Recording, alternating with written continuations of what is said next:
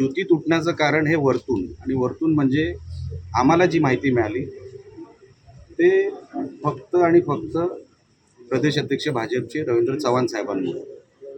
त्यांना काय राग सिंधुदुर्गावर त्यांना आहे मला माहीत नाही. रत्नागिरीत जर तुम्ही परिस्थिती बघितली तर रत्नागिरीमध्ये राजापूरमध्ये एखादी सीट, लांज्यामध्ये 1 सीट, रत्नागिरीमध्ये 4 का 5 सीट, ते पण 2 शिवसेनेत ॲडजस्ट झाल्या. चिपळूणमध्ये पण तशीच परिस्थिती आहे, सगळीकडे तशी परिस्थिती आहे. मग आमच्या सिंधुदुर्गावर राग का? आम्ही तर मालवणमध्ये 10 द्यायला तयार होतो, सावंतवाडीमध्ये केसरकर साहेब 50-50, आम्ही सगळे 50-50वर तयार होतो.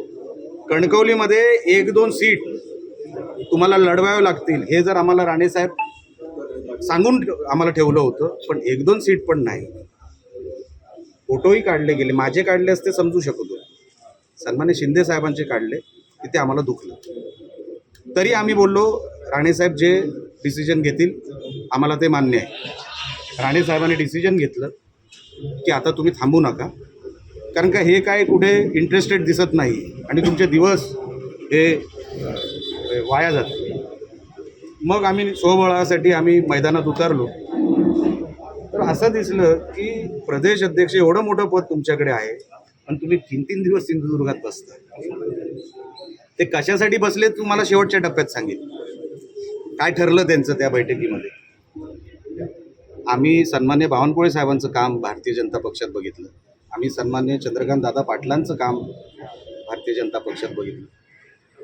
त्यांनी किती उंचीवर ह्या पदाला जाऊन ठेवलं हे आम्ही जवळून बघणारे कार्यकर्ते होतो. आपण राजकारण फक्त 2-3 जिल्ह्यांचं करू नये, हाच माझा प्रामाणिक सांगण्याचा प्रयत्न होता की आपण महायुती का नको हे अजून कारण कळलेलं नाही. सिंधुदुर्गामध्ये नको, तिकडे रत्नागिरीमध्ये किरकोळ सीटा भारतीय जनता पक्षाला मिळाल्या, म्हणजे सगळे मिळून 20 पण नसतील जिल्ह्यामध्ये.